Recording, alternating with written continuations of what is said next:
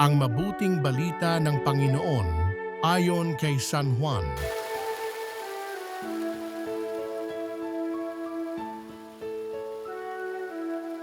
Noong panahong iyon, umuwi si Jesus sa kanyang bayan at nagturo sa kanilang sinagoga.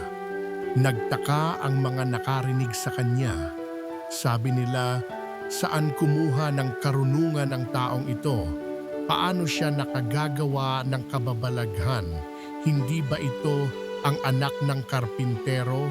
Hindi ba si Maria ang kanyang ina at sina Santiago, Jose, Simon at Judas ang kanyang mga kapatid na lalaki at dito nakatira ang kanyang mga kapatid na babae, hindi ba? Saan niya natutunan ang lahat ng ito?" At ayaw nilang kilanlin siya. Kaya't sinabi ni Jesus sa kanila, "Ang propeta'y iginagalang kahit saan, liban sa kanyang sariling bayan at sa kanyang sariling sambahayan. At dahil sa di nila pagsampalataya, hindi siya gumawa roon ng maraming kababalaghan." Ang mabuting balita ng Panginoon